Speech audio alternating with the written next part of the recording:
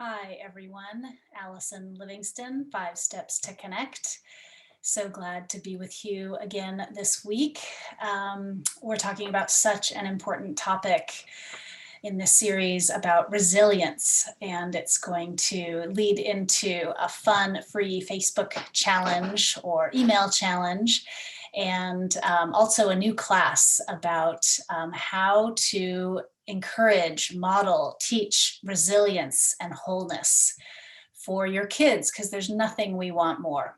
And it's hard because our parents didn't know how to teach us resilience. And one of the big key things about resilience is knowing that you have 4 centers of intelligence.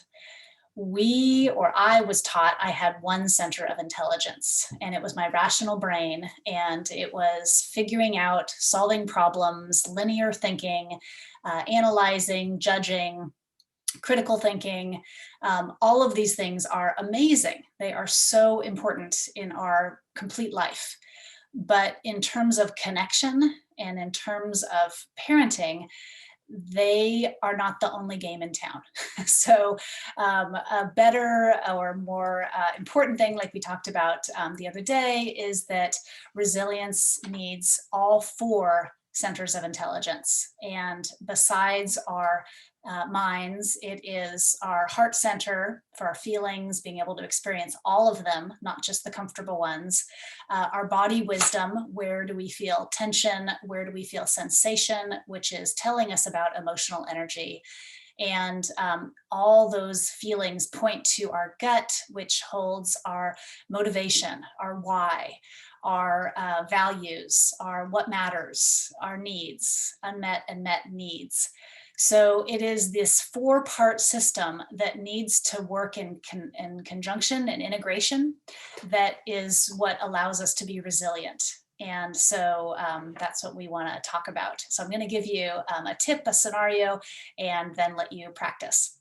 I want to talk about how often I helped my children. And I came to find out that help is actually not help. Well, unsolicited help is not help. And I knew best about everything. I was the mom, I was the expert. Of course, I needed to guide them and tell them and show them.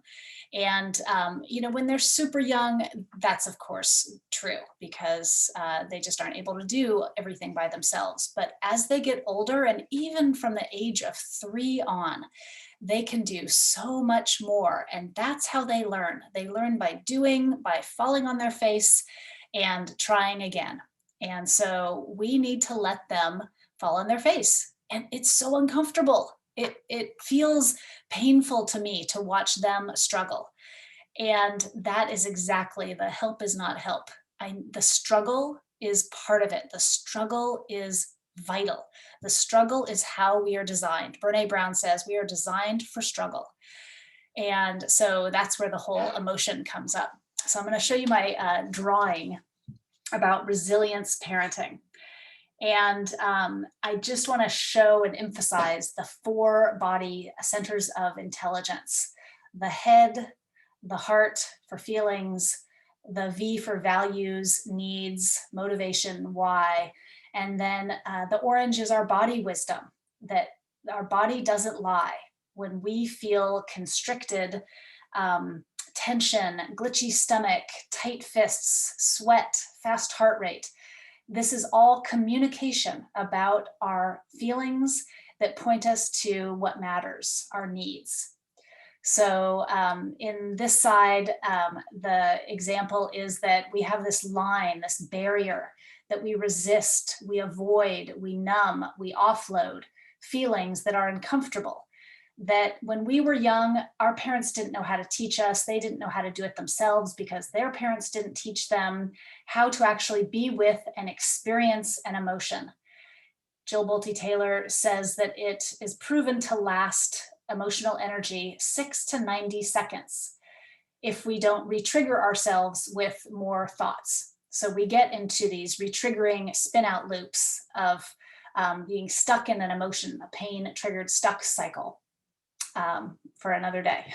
So but this is really familiar to us, and we are very focused on our rational center of intelligence. We don't put a lot of time and attunement into our feelings or our needs, and or our body. So over on this side, when we have a child that's upset, the ideal, the way we can teach resilience and model resilience is that, say they're feeling anxious and resisting school, that they have a test and they are just a mess. They're just in their thinking, all these awfulizing thoughts. I can't do it. I'm going to fail.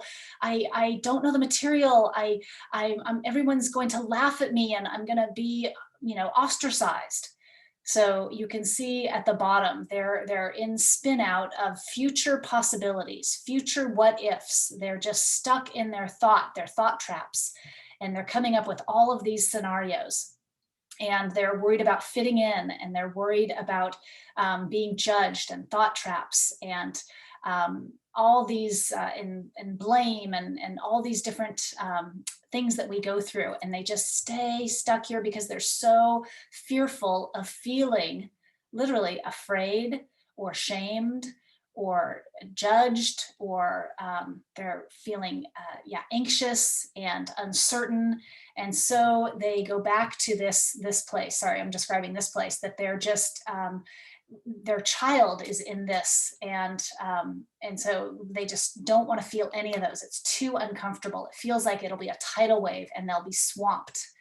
And again, I didn't know how to be in flow and just reflect what we can do instead of trying to talk them out of their feelings of anxiety. And it's going to be okay. We try to rationalize, we try to fix.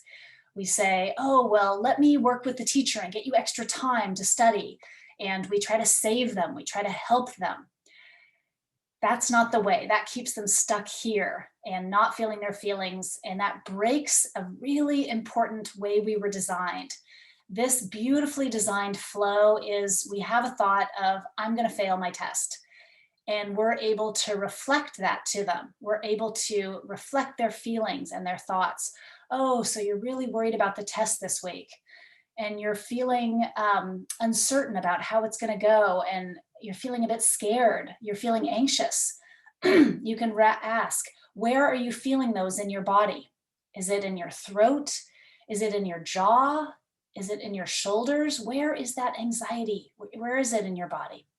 Help them do a body scan. And then you can come down and you go, oh, that anxiety. I bet you're wanting to be seen for being a capable person. I bet you're wanting to be understood for how hard you're trying to get this material. I bet you're wanting power in your world, and just really feeling like, comfortable and safe, like you can really do this, agency. And you just reflect back, and then for me, my kids, their faces would just melt, and they would just go, yeah, I've been met. You validate them. You say, you make sense. That makes sense. You're anxious, and you're not alone. And this won't last forever. So there is a way, there's a whole process to learn. And this 4-week course will shed a lot of light on unlearning some of our habits that keep us in our spin out and keep our kids in their spin out, breaking that cycle of flow and keeping us in the pain trigger stuck cycle. So I hope you'll tune in. And if you have any questions, please send me a comment or a question at Allison@5stepstoconnect.com. And there's tons of resources on that site as well. Feelings and needs lists, and the 5 essential skills. And again, I just so have a message of hope for parents, that it doesn't have to be so hard and you're not alone. So look forward to the next time.